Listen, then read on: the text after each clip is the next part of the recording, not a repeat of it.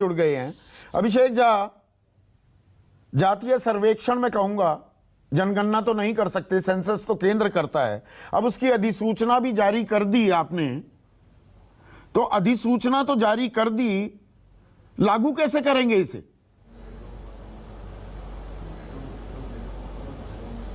देखिए, सरकार ने इसके लिए समय सीमा भी तय की है और ये जो सर्वे है, सोशियो इकोनॉमिक कास्ट जो सर्वे पूरे बिहार प्रदेश में होना है, ये बखूबी और एक पूरे सिस्टमैटिक तरीके से होगा। और आप देख लीजिए कि जहां तक मेरी जानकारी है उसके हिसाब से हम लोग ऐसे पहले प्रदेश हैं जिस प्रदेश ने इस तरह का इनिशिएटिव लिया है। और पहले ही एक 2015 में लिया था, कि हम 8 महीने के सोशियो इकोनॉमिक कास्ट सेंसस का भी सार्वजनिक नहीं हो पाया, बीच में छोड़ना पड़ा। मैं वही बात कह रहा हूं संदीप जी कि 2011 में अगर हम गड़े मुर्दे उखाड़े तो बहुत सारी बातें सामने आएंगी कि 2011 में जब कांग्रेस पार्टी के नेतृत्व में यूपीए की सरकार चल रही थी तब भी यह चीज हुई थी और 3 वर्षों का समय उनको मिला, लेकिन 3 वर्षों तक में वो लोग इस चीज को प्रकाशित नहीं कर पाए। नहीं, 2016 में भी नहीं हुई, आखिरकार जंग में डाल दी गई हो। लेकिन मैंने वही कहा ना कि गड़े मुर्दे अगर हम उखाड़े तो बहुत सारी बातें सामने आएंगी। हमारे नेता और हमारी पार्टी यह चाहती थी कि देश के स्तर पर यह कास्ट सेंसस हो ताकि पूरे देश की स्थिति एक बार सामने आ जाए। लेकिन केंद्र की सरकार का जो भी रुख इसको लेकर के रहा है, आप लोगों ने अपने टेलीविजन चैनल के माध्यम से जनता तक पहुंचाया है, हम लोगों ने देखा भी है। केंद्र की सरकार का जो रुख आया है उसके बाद बिहार में ऐसा निर्णय लिया गया। देखिए, बिहार में जातीय जनगणना होने के लिए जो प्रस्ताव विधानमंडल में पारित किया गया था, यह आदरणीय मुख्यमंत्री नीतीश कुमार जी के नेतृत्व में नेताओं का जो प्रतिनिधि मंडल मिला था, वो इसलिए नहीं मिला था कि बिहार में हो सके यह चीज, वो इसलिए मिला था कि देश के स्तर पर यह चीज हो सके। नहीं, चलिए, देश के स्तर पर नहीं हो रही, आप बिहार में करवा रहे हैं, आप करवा लेंगे, डेडलाइन भी आपने करवा दी, सारे आंकड़े आपके सामने आ जाएंगे, तो उसका हासिल क्या होगा? आरक्षण कैसे देंगे, इसे लागू कैसे करेंगे? 50% की एक लक्ष्मण रेखा खींच रखी है सुप्रीम कोर्ट ने। देखिए, हम लोग सिर्फ इसको आरक्षण के मद्देनजर नहीं देखते हैं संदीप जी, वो तो एक व्यापक पहलू है इसका। लेकिन इसको ऐसे समझने की भी जरूरत है कि केंद्र की सरकार की तरफ से या प्रदेश की सरकार की तरफ से बहुत सारी ऐसी योजनाएं आती हैं जो जातियों पर भी आधारित रहती है कि इस समाज के इतने लोग हैं तो इससे लाभान्वित होंगे, या इस समाज के इतने लोग इस कैटेगरी में आते हैं तो उस कैटेगरी के हिसाब से उनको लाभ मिलना चाहिए।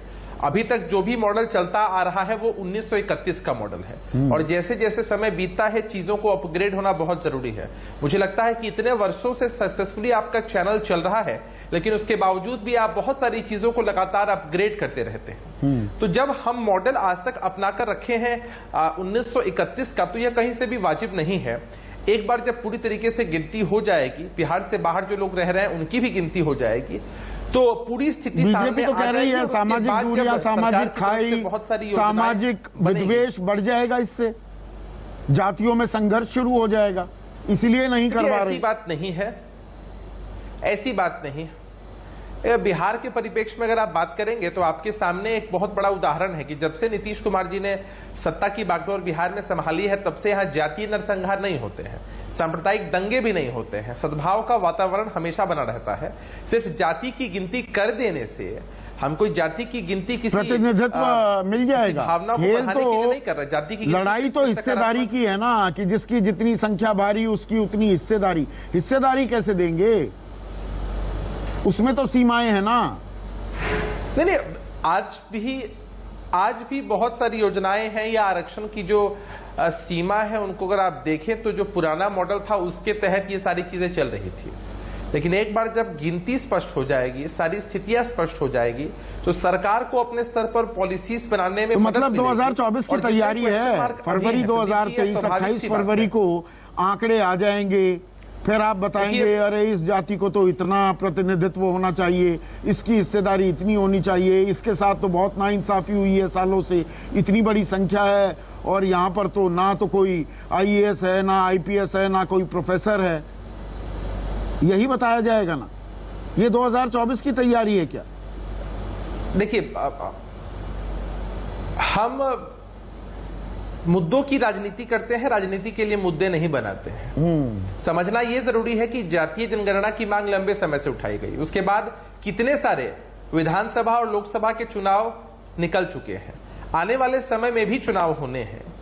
कोविड का दौर था, नहीं तो ये चीजें एक साल पहले आपके सामने आ रही होती है। हम लोगों ने कभी भी इसको राजनीति से नहीं जोड़ा है, कभी भी चुनावों से नहीं जोड़ रहा है, नहीं तो बिहार किसी खूबसूरत लोकतंत्र की तस्वीर निकलकर सामने नहीं आती। नहीं, आप 45 पर रह गए हैं ना, बीजेपी के 77 विधायक हैं संदीप अब जी। बीजेपी का लगभग एक वर्चस्व सा उसने बना लिया है ओबीसी वोट बैंक पर, उसी में सेंधमारी कर रहे हैं और बीजेपी इसीलिए जातीय जनगणना नहीं करवा रही है।